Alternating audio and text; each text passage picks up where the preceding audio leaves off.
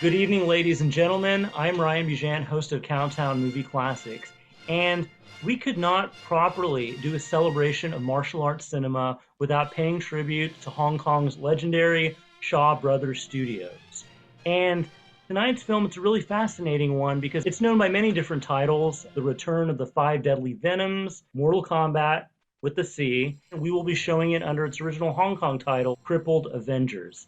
And our special guest for the evening, he is a film historian. He is the founder of the Cool Ass Cinema blog, and you can hear his audio commentaries on numerous Shaw Brothers collection Blu-ray box sets. Please give a warm round of applause to Mr. Brian Bankston. How are you doing tonight, Brian? I'm doing great, Ryan. Thank you for having me. Good evening to all you guys at the Horror Hall. Horace Hall. Or Horace Hall, excuse me. I'm sorry. My apologies. No worries. Sometimes it is a horror hall. We show a lot of scary movies, so the Okay. audience is used to that. Well, as I mentioned earlier, Shaw Brothers, to me that is a name as synonymous with the martial arts action genre as, let's say, Hammer Films is with the horror, with gothic horror, right? It is just one of these seminal production companies. What is the Shaw Brothers house style, and why is it so important in the history of Hong Kong Chinese filmmaking? Oh, well, when you mentioned Hammer there, the Shaw Brothers and Hammer Films had a very similar style. They're both of the company's fates were mirror one another, the way they ended up. What constitutes the Shaw style was they ran their company, well, pretty much every company in Hong Kong tried to run their business, like a factory type situation. But the Shaw Bros were very professional. They were very, like all of them were, they were very, they'd sometimes get a lot of flack because they were money minded about making money, which was actually what all of the companies in Hong Kong wanted to do. But a lot of them just did not have the capital that the Shaw Brothers had. There was six brothers total. Run Run was the sixth brother. Mr. Six is what a lot of them referred to him as. Run Mayshaw handled you often saw him in the magazines with his brother, but he really didn't handle a lot of the filmmaking processes in Hong Kong. He handled the Singapore uh, arm of their empire. Um, they were they wanted to make films as successfully as possible, to make as much money off of them as possible, to create film stars. They were modeled their company off the old Hollywood studio system. So it was all about contracts, actors making a multitude of pictures. They would use the same stars from, a series of films. It was not that they didn't care about their stars. I mean, they were grooming them for stardom because they wanted to make money. Now, when I said they modeled their business in the old Hollywood studio system, they get a lot of flack because, oh, they didn't pay their stars, very much money. Well, that applied across the board to all the other companies as well. But the point was that if your volume of work was high and your films were successful, after so long, a few years or whatever, you gradually worked your way up. The contracts varied.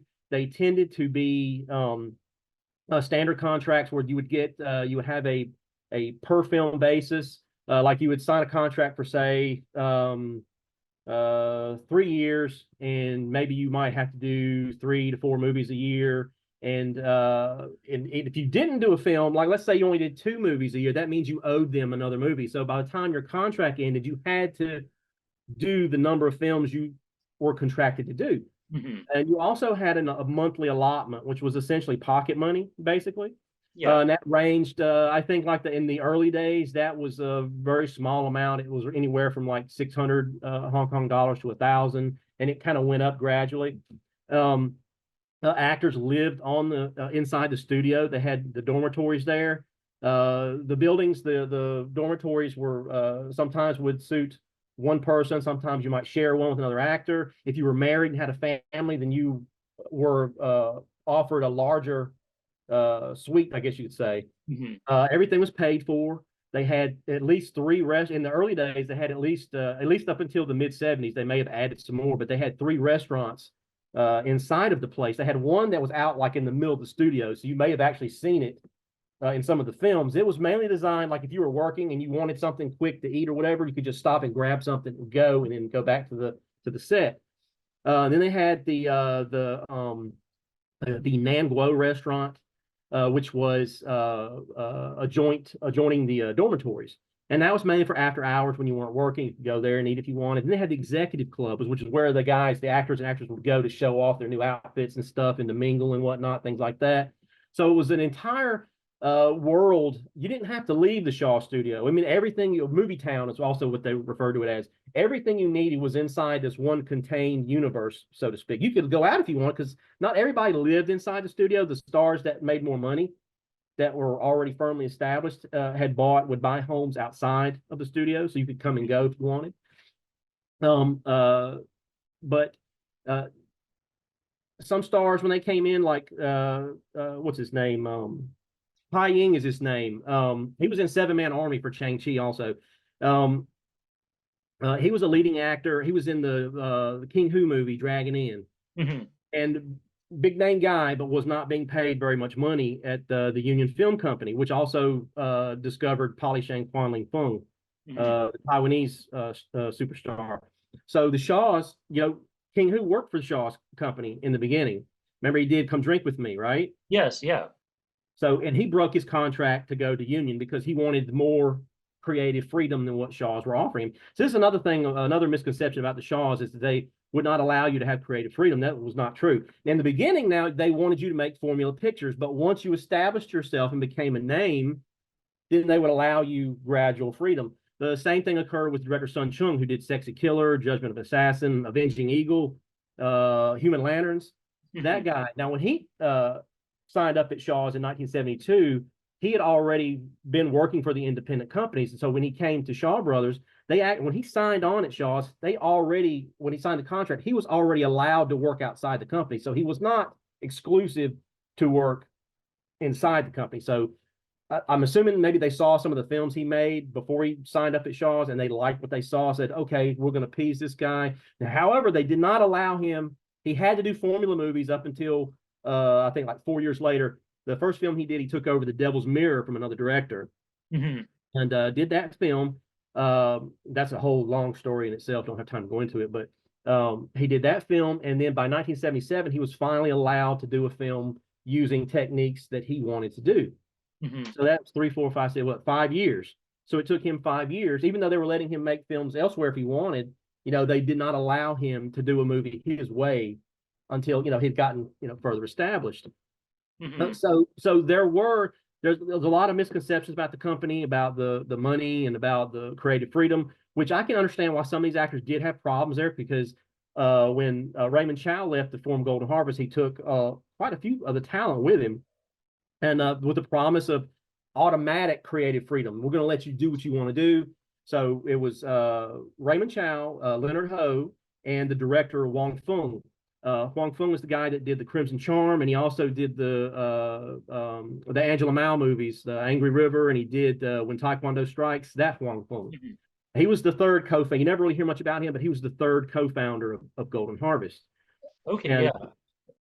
So these guys, and Raymond Chow was a smart businessman because he took a lot of that knowledge from the years of working with Run Shaw to start his company. So during the 70s, there was this battle back and forth between the two companies. And Golden Harvest didn't really become a major studio until I'd say probably 1978, 1979, 1980, when they became a serious powerhouse. Yeah. Prior to that, they were strictly an independent company. A lot of people think they were a major from the start, but they weren't. If they had not, if Lo Wei's wife had not snagged the services of Bruce Lee, Golden Harvest would never have survived. They were already on shaky ground right from the start. None of their movies were doing good. Shaws were producing 40-some films a year, 45 to 50 films a year. Golden Harvest was producing maybe 6 to 10. They were wanting to do 15 a year. It took them a little while to get there. Bruce Lee, though, with the emergence of Bruce Lee, it really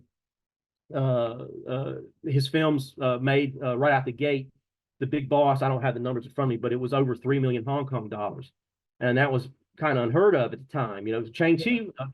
Something I should say about Chang Cheh is that the pronunciations, the names, I pronounce his name as Chang Cheh, but Chinese people, Malaysians, they pronounce it as Chang Tzu.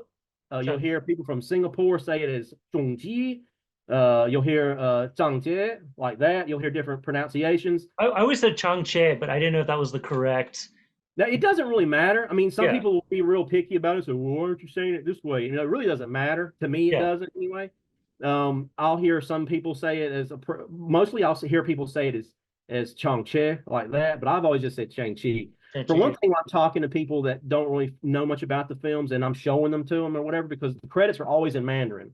Yeah, And so I'm saying, when I say the names, I'm mainly saying them in a phonetic way, basically, so that way people who aren't familiar with the films will know what I'm talking about. Or yeah, they'll know the name. They'll see the name and they'll say, okay, I know who you're talking about. Like Quo Choi, they say Philip Kwok, but I always just say Quo Choi.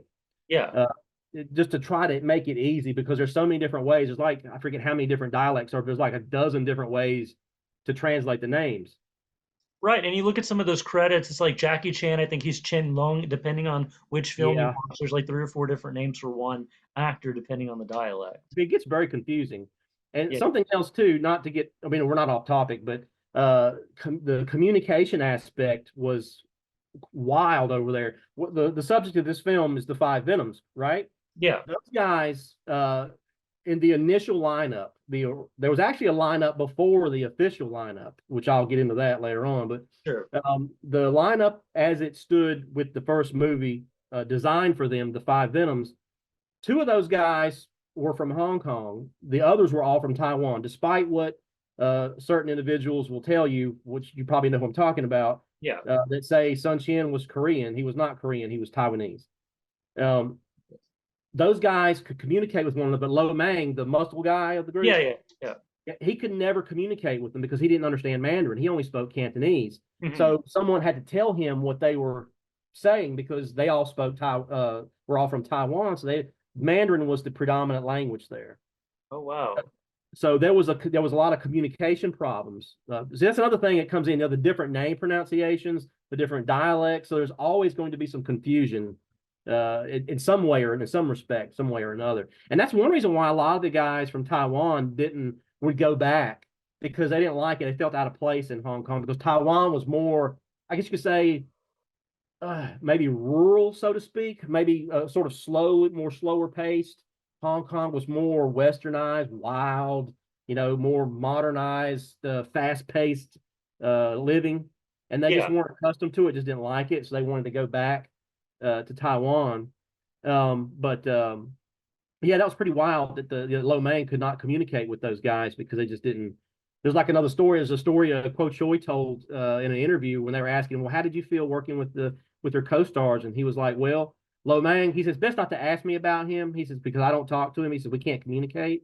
Hmm. So it's best not to ask me about him, that sort of thing. And then Lo said they were asking Lo about working with his co-stars. And he said, well, I kind of like working with Chang Cheh, really well. But I said, but I don't speak the language. I don't speak Mandarin. I only speak Cantonese. That's interesting. I was always under the impression most of those Hong Kong films, I always thought Cantonese was the dominant dialect in Hong Kong at that time. Well, the Mandarin films, Chang Chi was largely responsible for the popularization of Mandarin films in Hong Kong. Now, that did not mean that Cantonese cinema was gone. It just meant, like, let's say you had, let's say the Shaws, I think they had something like 130 theaters at the time. Hmm. And let's say 100 of those theaters, when Mandarin cinema becomes popular, let's say 100 of those theaters is only showing Mandarin movies. That leaves you with 30 that's showing Cantonese language. So when they would dub them in the different languages, they would have, like, if more people want to see the Mandarin dialect, then they would have more theaters showing the Mandarin films. And then the leftover theaters would be showing the Cantonese. Now, they also had theaters in Hong Kong, not just the Shaws, but the other companies that maybe had deals like Golden Harvest. One of the things that keys to their success was they made deals with theater chains and also made deals with independent companies. You show our product and we'll show yours. Now, Shaw's did the same thing too. But, Golden Harvest was in competition with them. So they would offer, I don't know what the incentives would be, but they would offer incentives or whatever to sweeten the pot, so to speak. Yeah. And so they also had theater lines that showed predominantly English language movies. So Hmm. it would either show films that were made by Occidentals, or they would show films that were geared towards. It might be Asian, like those Bruceploitation things. Yeah. Those movies were mainly made for I've just posted a 2-part series on that. Yeah, I just On saw my that. site. Yeah. Yeah, and those movies were largely made for the export market. The Chinese people, for the most part, hated those things. Of course. Yeah. And I mean, it's just unbelievable. If you've have you seen Bruce Lee and I yet, the Shaw Brothers one with that Betty Ting Pei produced? Not yet, no. I know that's a Well, whole other rabbit hole.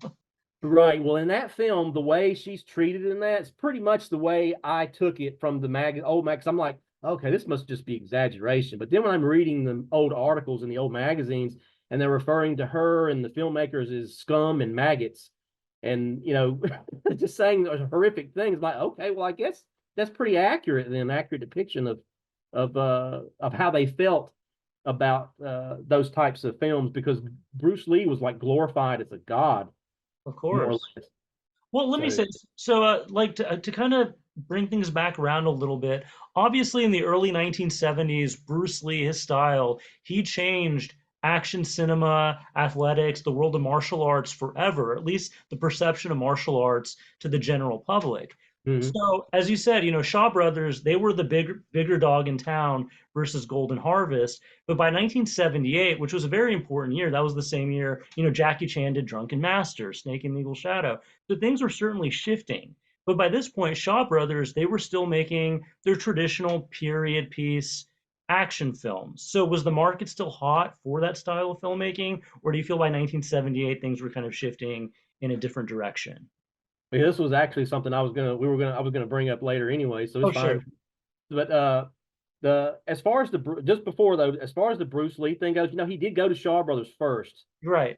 He admired their filmmaking style, but they said, well, if you're going to come work with us, you have to prove. Remember how I told you that they would let you do what you wanted after you had proven yourself as a proven commodity for the Yeah. company. Yeah. Yeah. So Bruce took it as an insult because they wouldn't get. I think he wanted something like 10,000 US, and they're Hmm. like, we can't do that. We're not going to give you 10 grand US right off the bat. And even though you've done these things in America and stuff, you have to do something in Hong Kong for us, to give you what you want. Hmm. So anyway, so Bruce left, and Golden Harvest, wife, or excuse me, Lo Wei's wife, Li Liang Hua, got a hold of him while he was in America and said, "Come back and make movies for us. We'll sign you up for 2 pictures. We'll give you what you want. Just come back to Hong Kong to do 2 movies for us," which is what he did. He did the Big Boss and then Fist of Fury. And Shaw was really upset over it because when he saw the money that was made on those 2 independent films, Hmm. he wanted to get Bruce one. Now Bruce had actually agreed to do it just before he died. Bruce had agreed to do a film for the company, and the Shaw was going to pay him Hong Kong 2.5 million Oh, to wow. do one film to start with. Mhm.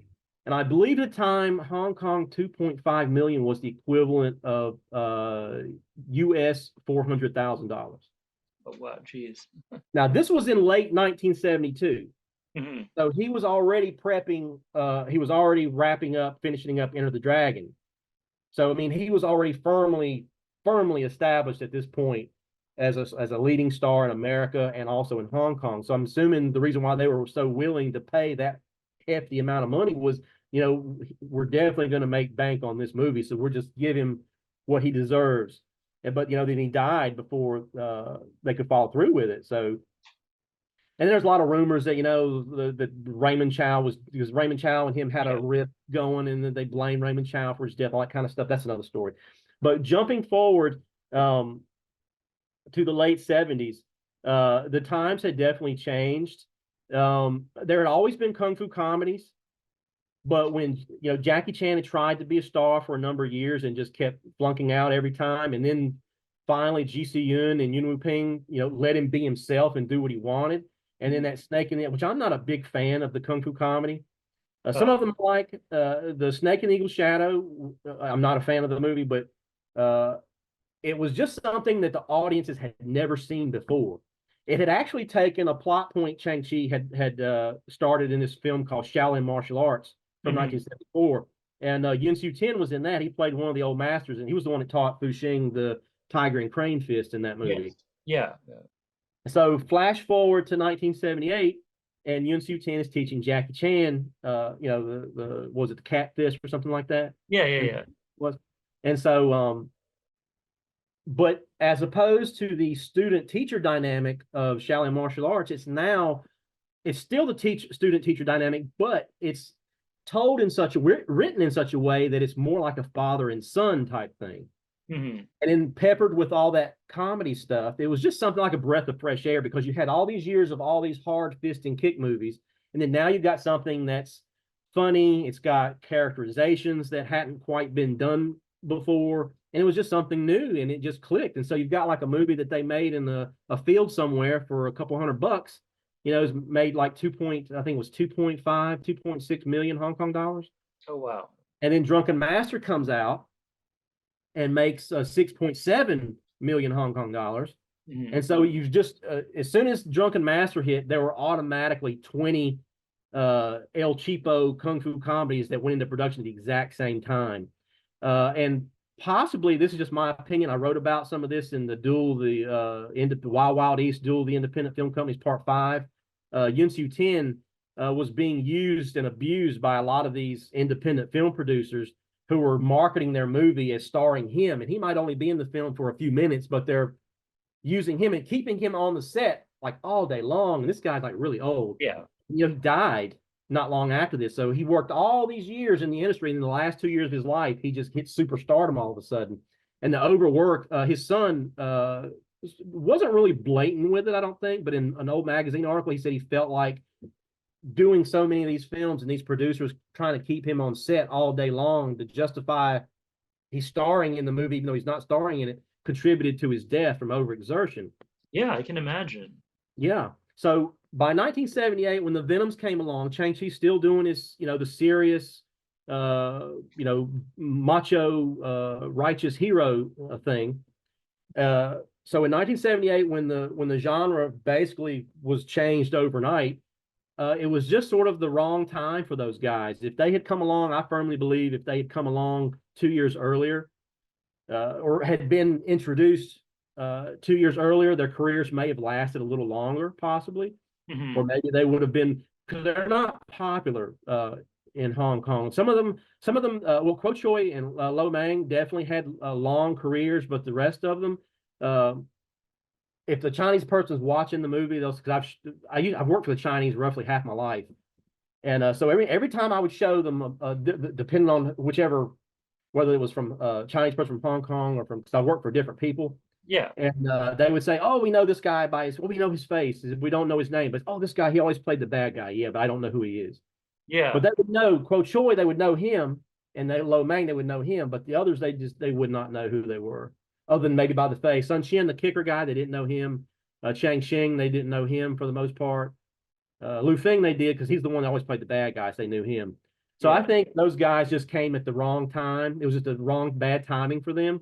And I'll get more into this later on, but when Chang Cheh had the multiple generations of film stars. His first generation was Jimmy Wang Yu and Lo Li. The Venom's mob, right? As we fondly know them as Shaw Brothers fans, as you said, they kind of had mixed reception in China, but they do have a cult following. Certainly, they had quite a franchise built around them. Contrary to the title, this movie, it's not a direct sequel to the Five Deadly Venoms. Crippled Avengers, it's a standalone film, but I think it's a lot of fun.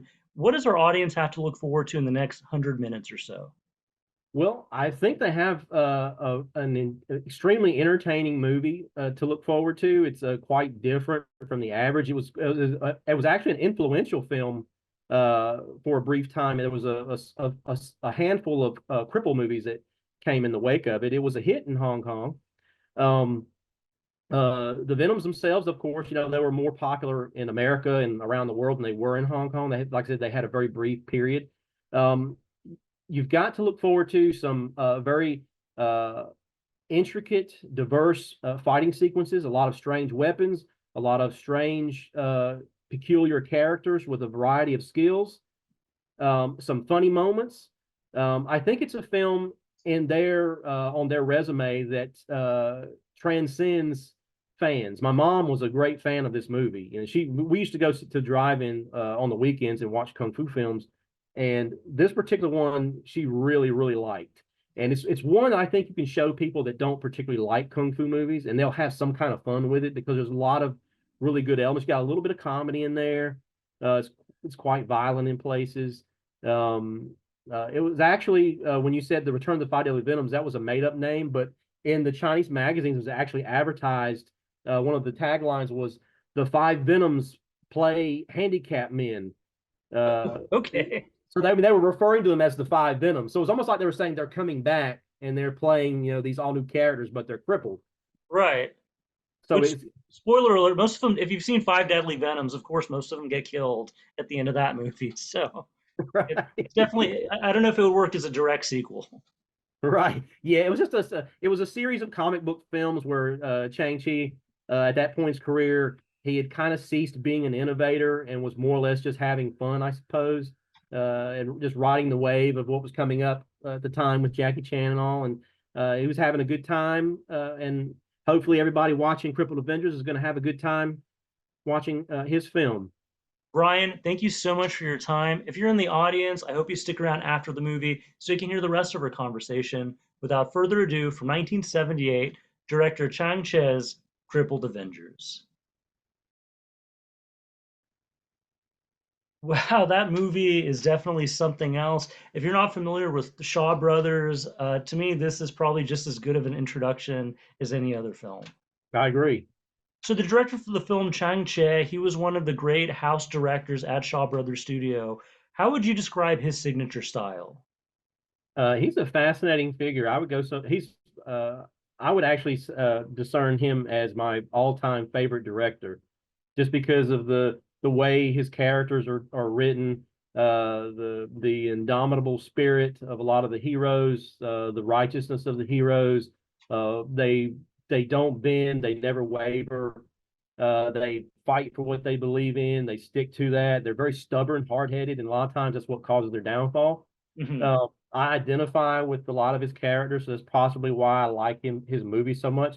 I'm very critical of his movies, but at the same time, I admire what he tried to accomplish because he was. There's a lot of stuff about Shang-Chi that I don't think a lot of people know. There's been a lot said about him over the years. That's not true. The man was a literal movie machine. Um, he kind of had to. He didn't really have to fight all that hard to get his place at Shaw's. A lot of guys had to work their way up. They pretty much, actually, the first time he was directing a movie, Roland Shaw was furious with him and was going to destroy the. It was called the Butterfly Chalice. They didn't like what Chang had done with it, but Shaw saw something in his style and decided to give him another chance. And so he did this movie called the with Jimmy Wang Yu, the gosh, drawing a blank here, the Tiger Boy, excuse me, Tiger Boy, in 1966. They would not allow him to use color photography. He could only use black and white film stock. They told him, you can do whatever you want to do, but we're going to give you very little means to do it with. Mhm. So he did the film. The movie was a hit. I don't know how much it made. Um, it was a big enough hit to where they allowed him to do more in that vein. So then he did the Magnificent Trio, then Trail of the Broken Blade, and then when he got around to doing the One-Armed Swordsman, that movie was it made. And I've according to Chinese sources, one said had a listing for 1.2 Hong Kong, oh excuse me, 1.2 million Hong Kong dollars, and then another source had it at Hong Kong 1.5 million. So I don't know if it was that was an early estimate at the beginning, and then the other one was the final. But usually I just tend to go with the 1.5. Mhm. And it was the first film, their first action movie, at least, to make that much money. So all bets were off at that point. So now everything about Shang-Chi, a lot, you see a lot of his movies where the main actor, is bare chested. Now a lot of people call that homoeroticism or whatever, but that has nothing to do with it. In the Peking opera, uh, when China was in, when communism was in control, was heavily into control in Taiwan and China, they banned a lot of the things with the Peking opera. Like you could not show bare chested, like the men couldn't be bare chested, everything had to be covered up and stuff. So Chang-Chi, some of his influences were guys were films like Rebel Without a Cause, James Dean, things like that. Yeah. So this rebellion thing. So this was something that Chang believed in wholeheartedly, and so he instilled a lot of that into his martial arts heroes. He was heavily influenced by Japanese cinema, samurai guy. Seijun Suzuki was an influence of his. Mhm. Um, that whole type of rebellion really meant a lot to him. So when he would depict, Peking opera was a huge part of his life.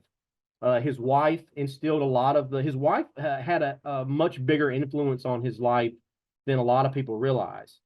They were always together.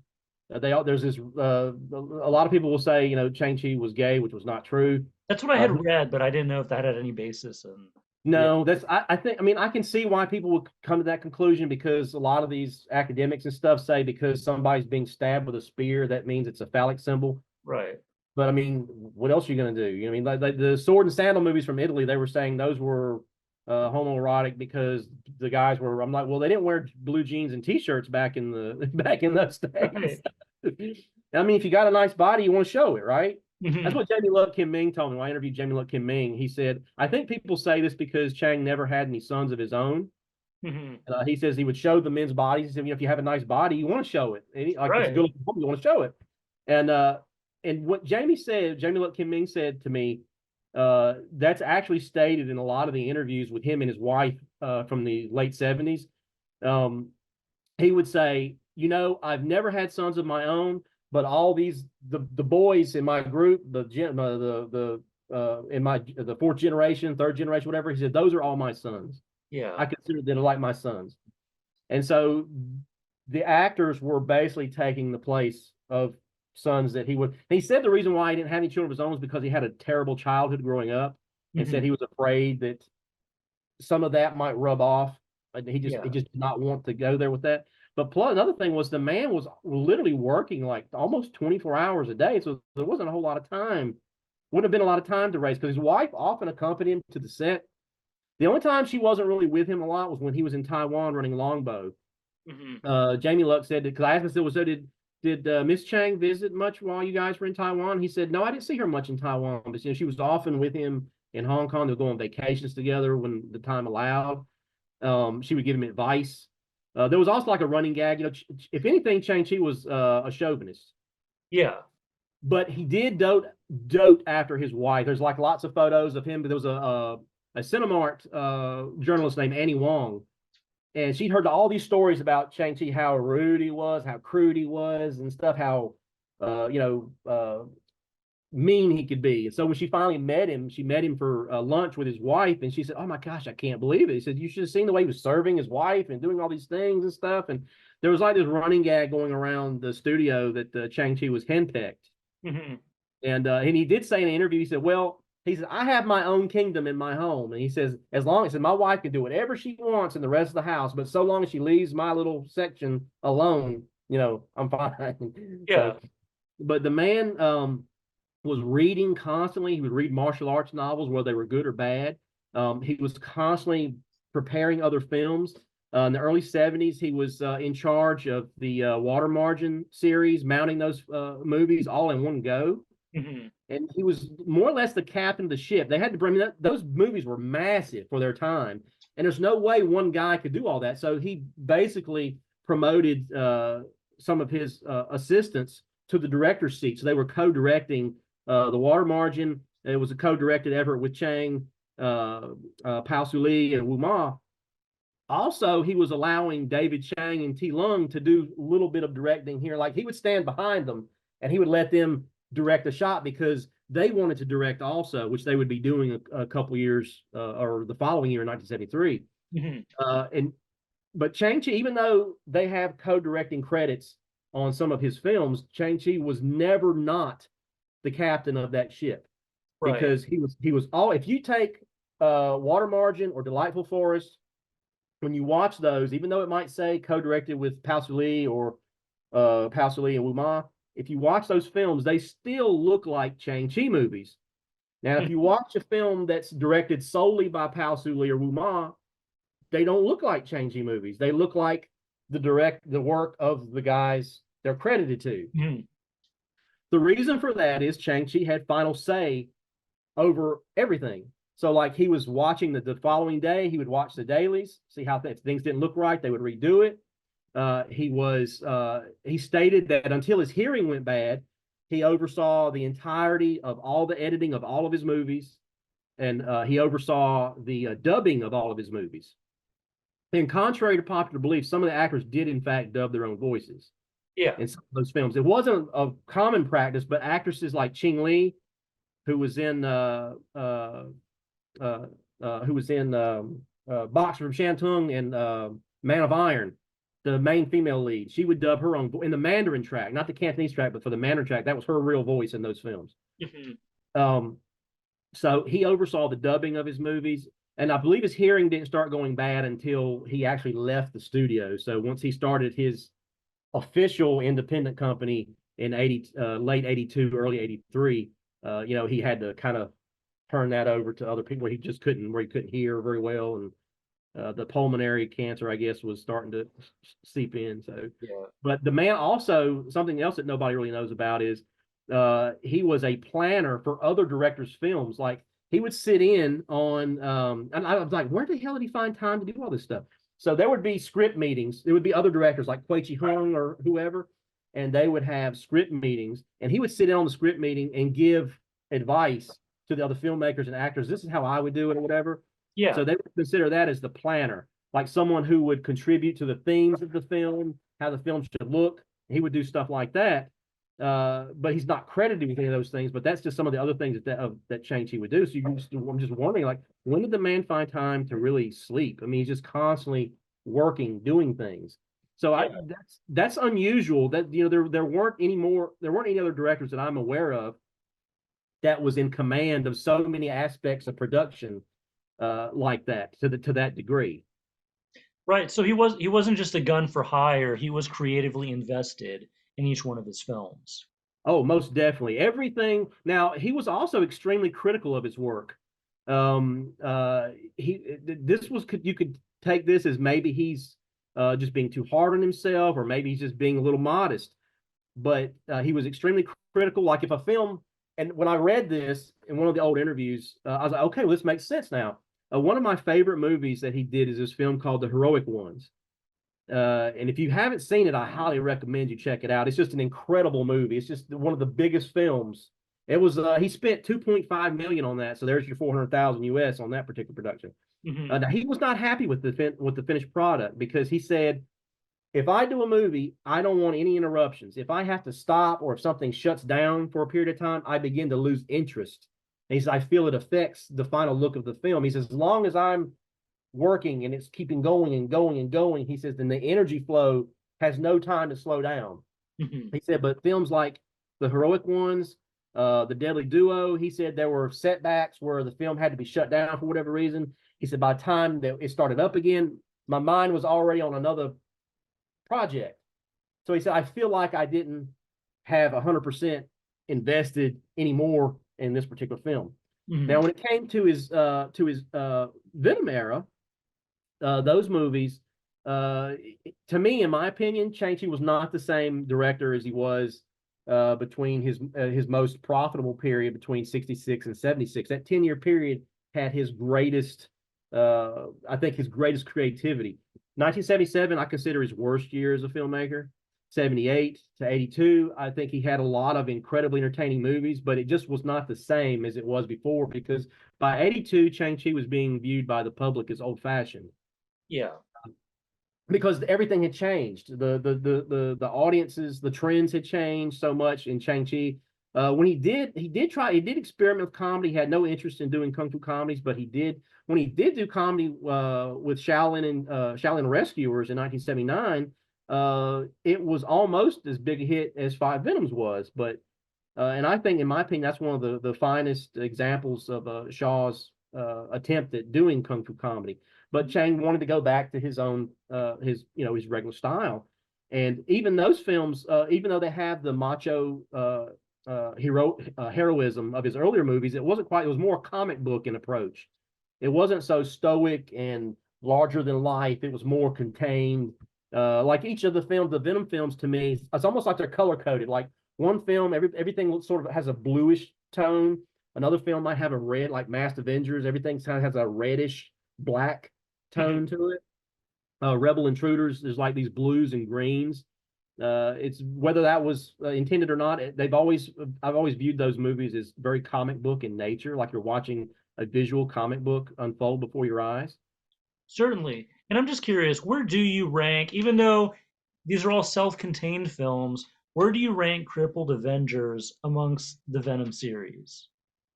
Oh, it's definitely. I would put it in my definitely in the top 10, if not my top five.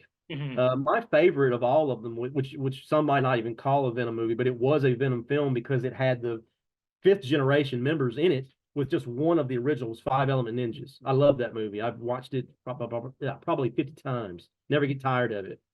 Yeah, Crippled Avengers is definitely probably number five, probably in the top, definitely in the top five for me. It's Yeah. just an incredible film. In fact, I've I've often speculated that that movie might not have happened if Wei Pai hadn't left the group. When the five Venoms, is this a good place to talk about how they kind of came about? Sure. Yeah. Okay. Well, uh, when when Chang got to the fourth generation of film stars, when he started doing the five Venom script originally there was supposed to have been an entirely different group before that. The group was originally going to be four stars. It was going to be Lo Mang, Kuo Choi, Sun Chin, and this actor named Li Yi Min. He was in he played Yang Kang in the first two Brave Archer movies. He was in Mystery Chess Boxing, the independent one, the Seven Grandmasters. He's the main character in the Seven Grandmasters in Mystery Chess Boxing. The film in particular I'm talking about now is Life Gamble. It's a movie called Life Gamble. This was supposed to be the movie that was going to introduce his new wave of film stars, the fourth generation. It was Kuo, Sun Chin, Lo Mang, and Li Yimin. Lu Feng and Chang Xing were going to be part of that group, but they were not going to be promoted as main stars at this point. So when Chang did Life Gamble, this is in 1977. The movie did not come out until 79. Chang makes Life Gamble. He's watching, I guess, the test footage or whatever, the test screening, and he says, I don't think this is a proper movie to introduce my new wave of film stars. He said, because Fu Xing is in this. Fu Xing is going to carry this movie. You know, it's going to be a Fu Xing movie. Yeah. So he thought, I think I need to do another film with the five guys. Well, for one thing, Li Yimin left. Remember when I said that a lot of the guys that came from Taiwan wanted to go back? Well, Li Yimin wanted to go back. So he went back to Taiwan. So now he's gone. So that's just Lo Mang, Kuo Choi, and Sun Chin remaining. Sun Chin got that major role out of the gate with Chinatown Kid alongside Alexander Fu Xing. Yeah. So now Chang Chi's like, well, I don't really think this is the proper film to introduce my star. So I'm going to put this film on hold. Now, it did come out in Taiwan in 1978. Before it came out in Hong Kong, it was a big hit in Taiwan. So they write the script. He gets with Yi Kwang, and they write the script for Five Venoms. So now Lu Feng and Chang Xing, who were just, like waiting in the wings, so to speak, were now being promoted as major stars. So then he brings in Wei Pai, this bit character, a supporting player, who had been at Shaw's already for a few years. And so now you've got Lo Mang as the toad, Kuo Choi as the lizard, Lu Feng as the centipede, Sun Chin as the scorpion, Wei Pai as the snake, and Chang Xing as the student of all five styles.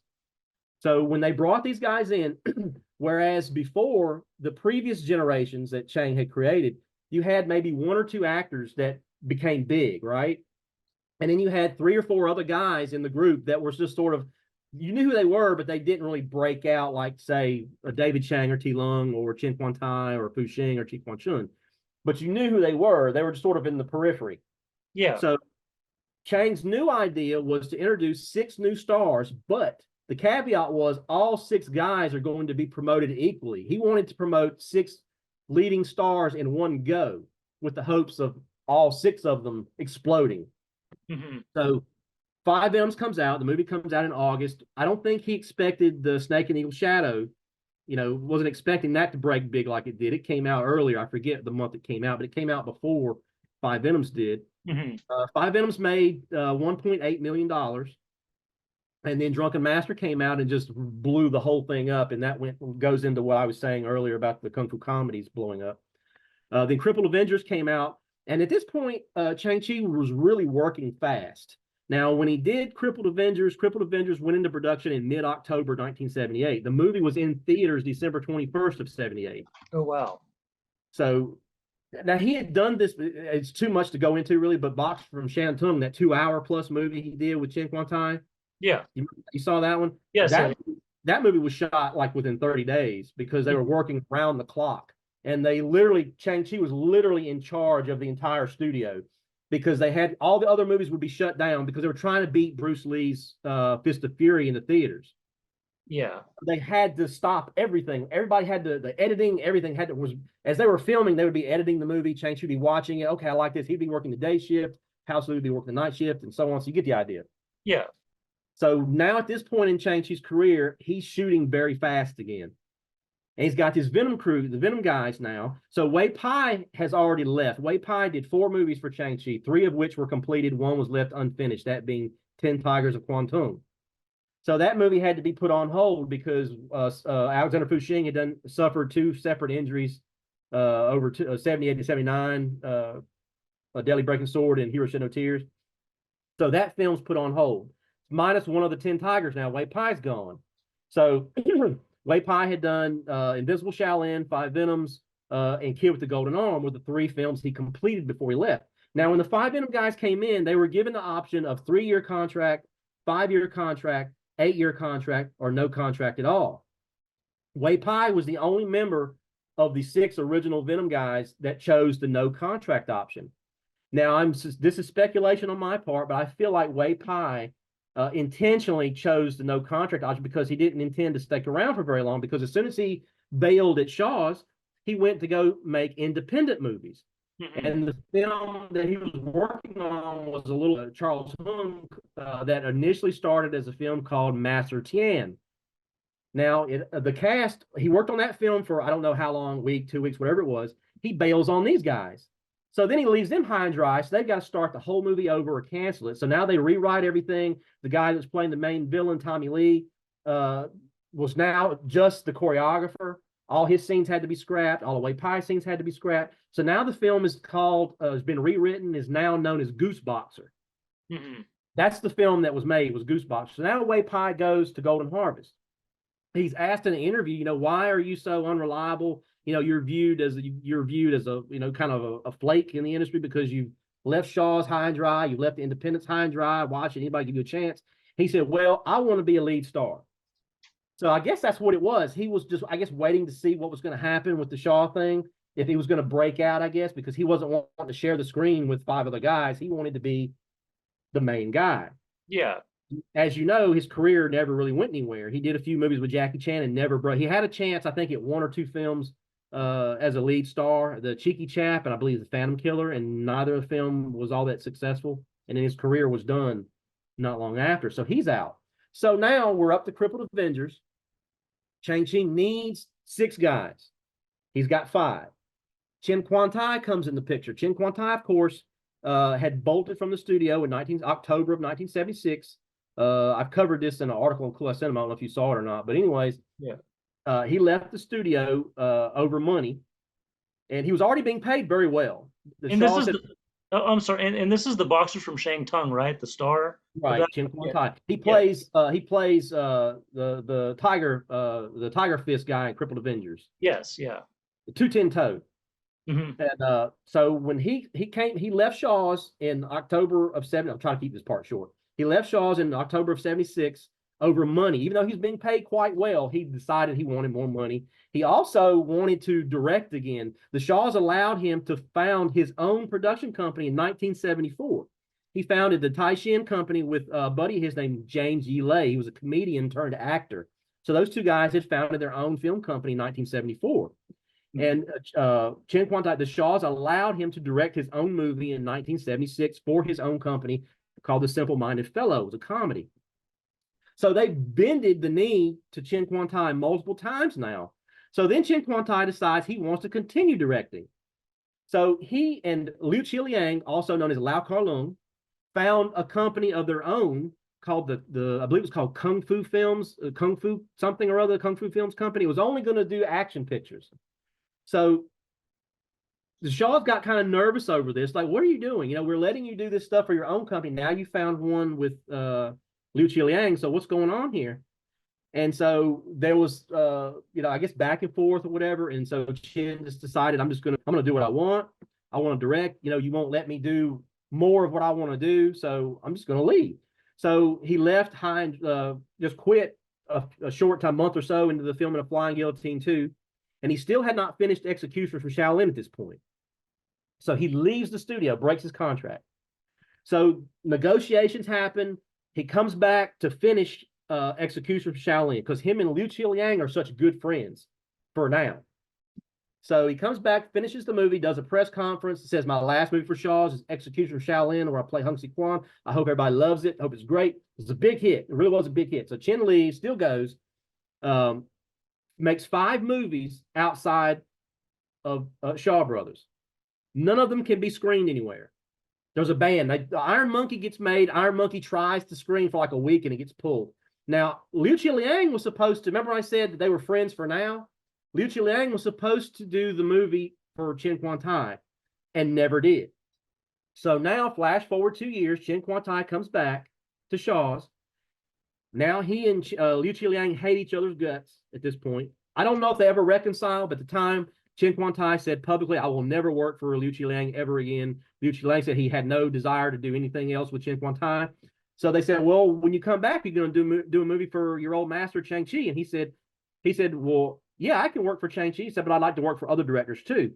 Now, Chang Cheh and Chen Quan Tai had a falling out also, but it wasn't, big deal. It wasn't that big of a deal. Chen had, I don't know, he had issues because when Chang Cheh went to Taiwan to set up Longbow, he didn't take Chen Quan Tai with him. Now, I think the Shaws just didn't want him to allow him to take all of his actors with him. They wanted some of them to stay behind. Mm-hmm. So Chen, they did let Chen go to Taiwan to do Seven Man Army. Seven Man Army was the last movie at that time that he did for Chang Cheh until Crippled Avengers. So when he comes back to the studio 2 years later, Chen apologizes, does a press conference, and says, it was all my fault. I felt like I was bigger than everybody else, like I would deserve more than everybody else. He said it was just ego talking. He said it cost me Hong Kong $700,000, all these lawsuits and things. So I think $700,000 Hong Kong is something where around the ballpark of maybe US $100,000, somewhere around in there. Mm-hmm. So he comes back, he gets the script for Crippled Avengers. He likes it. He says, I'm playing a man in his late 40s. He says, I'm already 40 now. So it's not that big of a reach. He gets the movie. He mixes with the guy. So they needed 6 guys. They didn't have the 6th guy. Chang Cheh tried to bring Wang Li in. Wang Li, who was the main villain in the Daredevils. Mm-hmm. Wang Li, for whatever reason, it was over visa reasons. Wang Li said, no, I want to stay back in Taiwan. It's either visa reasons or he just wanted to finish or wanted to make some more movies in Taiwan.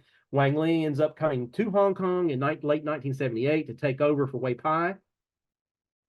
He doesn't appear in Crippled Avengers. He doesn't come along until Shaolin Rescuers, where he plays a really cool fight scene with Lu Feng, but his first big role was the Daredevils.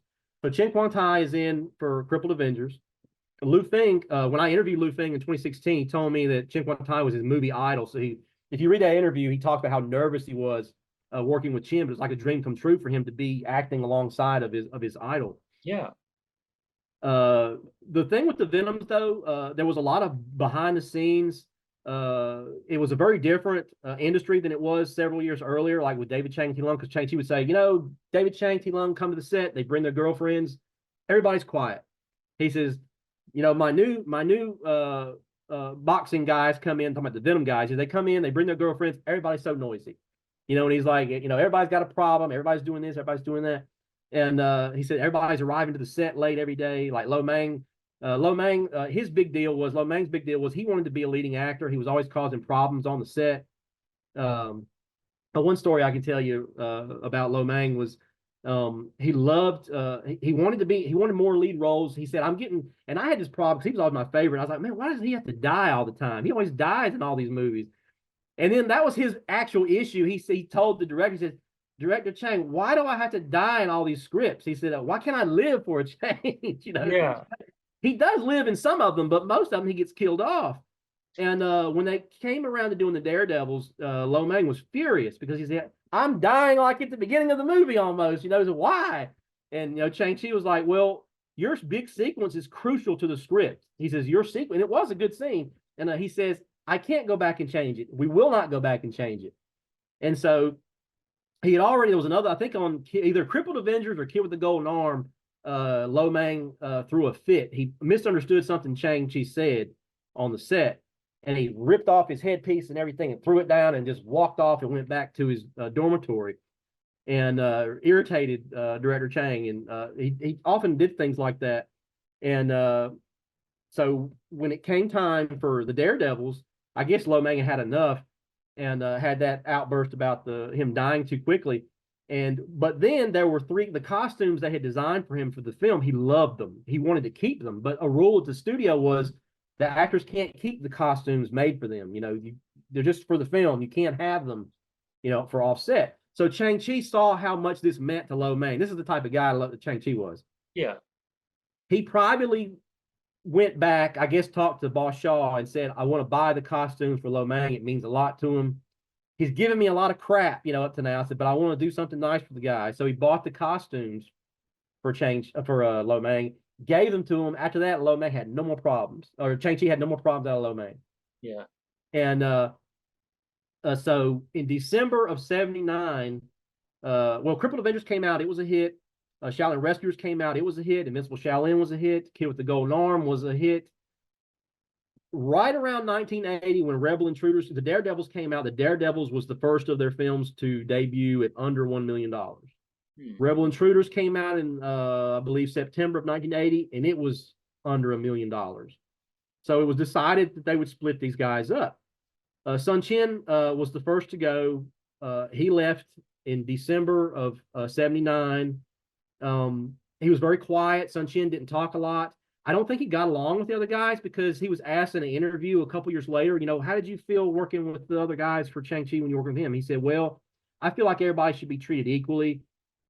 He says, I don't want to talk bad about anybody. So I'm assuming that maybe because he really couldn't do a lot of the stuff that they could do, where he was a Taekwondo specialist, that maybe he felt like, because I don't think they really utilized him to the best of his abilities. And that was probably key to one reason why those films were able to be made so quickly, was because the three main guys, Lu Feng, Chang Xing, and Po Choi, they all were in the same school together. They all did the same opera style martial arts. And that's why you always see those guys being the main ones in the combat sequences, because they all knew what the other was going to do. So it wasn't like they had to stop and rehearse a lot with the others. Yeah. So I think that was key to the success, but it also caused ripples within the group. And then a week after Sun Chen left in December of '79, Lo Mang was let go. Now that didn't mean that they couldn't come back and work. They did come back. It just meant they could go work for other directors if they wanted. Do you have any closing thoughts on the film? Yes. Yeah, it's a fantastic film. I believe it's a testament to sometimes the action is, it looks a little bit like a circus performance, but it's still fun to watch those guys move, especially with the variety of weapons, with the iron hands and the blades shooting out, and the poles, and the silliness with Chang Cheh's character. Something to note about for you watching, listening to this now, is that the Venom guys, the way you see them in the film is a lot like they were in real life in some respects, except for Lu Feng. Lu Feng was entirely the opposite of the character he plays. But for the most part, Po Choi was very serious kind of guy. Chang Cheh was very funny. Lo Mang was exactly as stubborn as he is on camera in those days anyway. But it's a very enjoyable film. It's one I frequently revisit. And it's definitely one I would recommend to fans of that era to introduce to Shaw Brothers and Chang Cheh in particular. It's just a fantastic, very entertaining film. It's funny.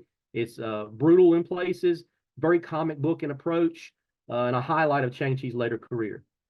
Well, Brian, thank you so much for your time. Is there anything else you're working on right now you want to plug or talk about? No, not particularly. I just completed, for those interested in the Bruce clone cinema, I just posted a couple of articles. There's apparently a box set of Bruce clone movies coming out, and I did a very thorough and extensive two-part series on the Bruce clone phenomenon, how it started and how it evolved into what it became, and basically from the Chinese perspective, so to give readers an idea of what the Asians, the Chinese in Hong Kong and Taiwan thought of those types of films. All right. Well, I'm certainly looking forward to reading it. Once again, Brian, thank you so much for your time. We appreciate it. Well, thank you, Ryan. Thank you for having me. I hope you folks enjoyed the film. All right. I know I certainly did. Once again, I'm Ryan Bijan. We'll see you next time.